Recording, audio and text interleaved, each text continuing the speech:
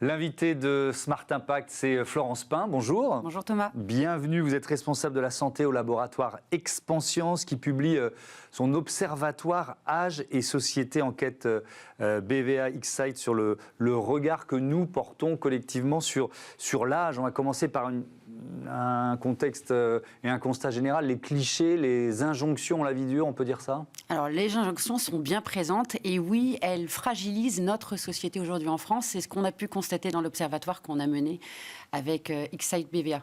Alors les injonctions, elles sont nombreuses et on peut dire que si on regarde globalement, alors on a interviewé 2000 Françaises et Français dès l'âge de 18 ans parce que finalement, quand on va regarder l'âge et la société, on ne va pas qu'interroger les personnes âgées. Et ce qui est intéressant, c'est de voir que 69% des Français aujourd'hui ont déjà rencontré des injonctions liées à l'âge et c'est 76% des plus de 45 ans qui ont rencontré ces injonctions-là. Donc c'est extrêmement fort et ça pèse sur la société. Alors des injonctions, il y en a plein. Oui, quelques exemples d'injonctions. Alors les premières injonctions, malheureusement, 83% des injonctions qui vont peser sur la crainte des Français de vieillir, ce sont des injonctions d'ordre physique. Alors souvent on vous parle de vos petits cheveux blancs que vous cherchez à cacher, d'une calvitie naissante, d'une prise de poids qui se fait de plus en plus quand on va arriver vers l'âge dangereux, fatidique des 50 ans. Donc là, c'est des premières injonctions qui sont extrêmement fortes. On le voit aujourd'hui, on dit très souvent à partir d'un certain âge, on ne peut plus s'habiller de la même façon qu'avant. C'est assez lourd à avoir.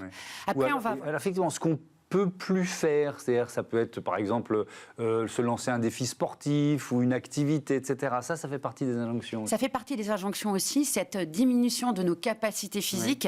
On ne joue plus au foot à 50 ans comme on le faisait à 20 ans parce qu'on peut avoir un petit claquage qui va se déclarer. Ça peut arriver, le claquage. Et après, il y a aussi beaucoup de choses autour de perdre ses capacités, être un peu moins dans la société. Donc là, on va passer au deuxième type d'injonctions qui sont des injonctions plutôt d'ordre social, d'ordre, on va dire, perte de sens dans la société, perte de sa place, perte de son utilité, cette crainte d'être mis un petit peu de côté. Typiquement, aujourd'hui, quand on va vouloir changer de job, par exemple, à 50 ans, on va se dire, j'arrive quand même dans une zone un petit peu dangereuse, parce que ça va être un peu plus difficile, je vais être moins employable, je vais me retrouver un peu isolée. À côté de ça, on a d'autres sujets un peu sociétaux aussi dans les injonctions qui sont de l'ordre du pouvoir d'achat. On se retrouve à 50-60 ans, dans une période où on va sortir en fait de son employabilité. Le pouvoir d'achat va être un véritable sujet dans les injonctions. Pourquoi ? Parce que globalement, on a encore des enfants qui se cherchent, nos jeunes aujourd'hui se cherchent, et dans le vieillissement de la population, on a des personnes âgées qui vont vivre de plus en plus longtemps. Heureusement, fort heureusement, en meilleure santé, mais avec une certaine dépendance. Donc on arrive dans le vieillissement. Double charge. La double charge, l'effet sandwich qu'on aime bien parler, et donc que les Français ressentent énormément, qui vont créer une crainte très forte autour du pouvoir d'achat, d'un moindre confort et d'une inquiétude constante sur les années qui viendront derrière. Donc c'est ça les principales injonctions qu'on a pu constater, et des injonctions qu'on va trouver aussi bien chez les hommes que chez les femmes, mais de manière un peu différenciée. Oui, on va rentrer évidemment dans le détail. C'est la première fois que vous créez cet observatoire âge et société. Pourquoi l'avez-vous lancé et quel est l'objectif? Parce que j'imagine que l'idée, c'est de pouvoir suivre notre évolution sur plusieurs années. Alors, pourquoi les laboratoires Expanscience ont lancé cet observatoire? Les laboratoires Expanscience, vous connaissez peut-être la marque Mustela. C'est une marque qui cherche à améliorer le bien-être des individus partout sur la planète et spécialement en France. Mais il y a aussi une autre activité qui est la rhumatologie.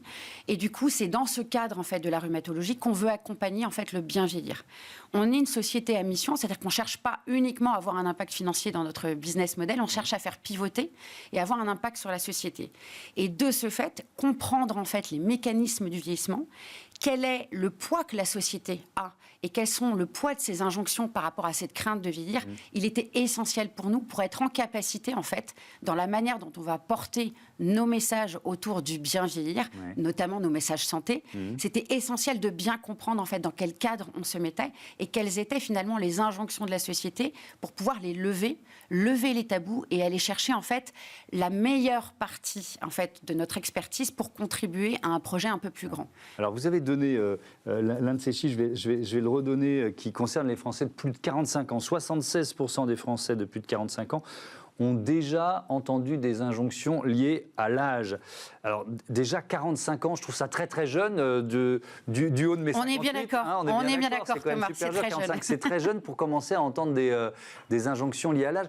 Qu'est-ce que ça provoque? Vous avez commencé à répondre, mais est-ce que on est nombreux, ils sont nombreux à renoncer? Parce qu'il y a les injonctions et il y a l'effet des injonctions. Renoncer à un projet, renoncer à une activité à cause de l'âge ou à cause de ce que les autres disent de notre âge. Alors vous avez bien raison. Il y a un effet en fait à ces injonctions. Le premier effet, c'est la crainte. 70% des Français vont avoir peur de vieillir suite à ces injonctions. Mais le pire, c'est le changement de comportement. À peu près un Français sur deux va changer et renoncer à quelque chose. Je vais renoncer à sortir avec mes amis un peu trop tard. Je vais renoncer potentiellement à une activité sportive parce que, bon, je ne peux plus jouer comme je jouais avant. Oui. Je vais renoncer, surtout pour les femmes, à m'habiller d'une certaine façon. Donc il y a un acte et une société qui pèsent en fait sur les comportements des Français de manière assez lourde. Et alors la peur de vieillir, là aussi, elle commence mais très très très jeune, puisque ce chiffre, moi, vraiment m'a frappé, 64% des 18-24 ans, c'est l'âge de l'insouciance. Hein. Normalement, normalement, voire de l'inconscience. On se dit souvent qu'on a pris des risques qu'on n'aurait pas dû prendre à cet âge-là, ont déjà peur de vieillir. Alors ça, c'est le constat global. Est-ce qu'il est également partagé entre les hommes et les femmes, ou est-ce que ça frappe encore plus les jeunes femmes ? Alors, globalement, l'anxiété, elle est globale. Ça touche autant les hommes que les femmes, mais ça va les toucher assez différemment. Si je vous donne un élément de comparaison, les femmes ont peur de vieillir à 68% versus seulement 54% pour les hommes. Alors ça reste une grosse majorité, c'est tendanciel, mais la vraie différence qu'on va avoir entre les hommes et les femmes, c'est que dès le plus jeune âge, les femmes vont avoir cette angoisse. Les 68% dont je vous parle, c'est 68% des 18-35 ans, quand je vous parle des femmes, c'est 65% des plus de 65 ans. Donc on est toujours dans une pression continue. Chez les hommes, cette pression, elle va avoir des pics. Un pic qui va plutôt arriver un peu plus tard, aux alentours de la tranche fatidique des 45-60 ans. Donc on a une différence en fait sur les phases en fait d'angoisse. Si je reviens sur un point qui est intéressant sur cette peur de vieillir quand on est très jeune sur les femmes, c'est lié à une chose assez essentielle, c'est quand on regarde les types d'injonctions qui vont toucher les genres, elles vont être très différentes, et que ce qui va plus générer de l'anxiété chez les femmes, malheureusement, et c'est un peu une douleur sourde pour les femmes, ce sont des critères d'ordre physique. Une femme va avoir peur de vieillir à 41% à partir de 35 ans. Sur des critères d'ordre physique, elle va avoir peur de perdre de sa désirabilité.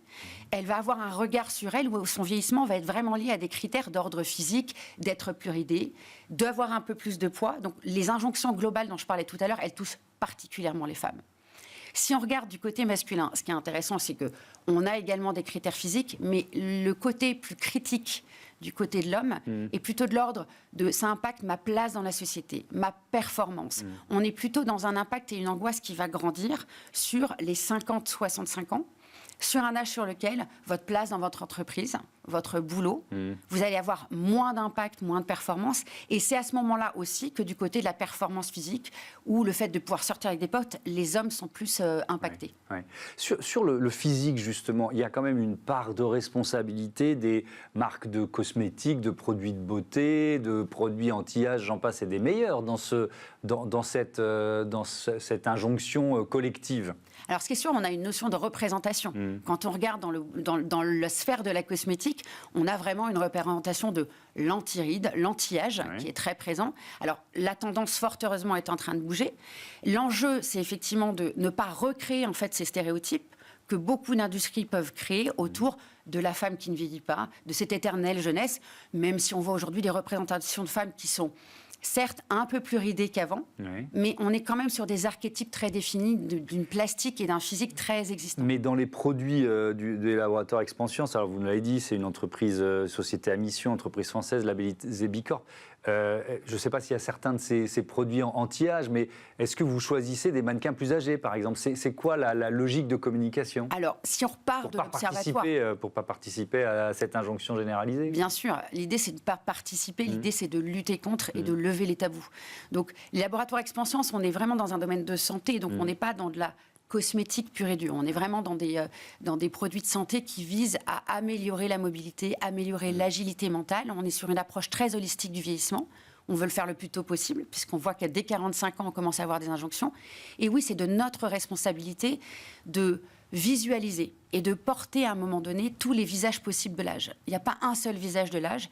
Et l'enjeu par rapport à ces injonctions sur un modèle, c'est justement de montrer, de libérer la parole et de montrer de manière positive plein de représentations différentes. C'est une responsabilité des entreprises au sens global d'accompagner en fait des modèles de vieillissement qui soient plus inclusifs et qui acceptent et qui accueillent toute cette différence qui est nécessaire à notre société dans les temps qui courent.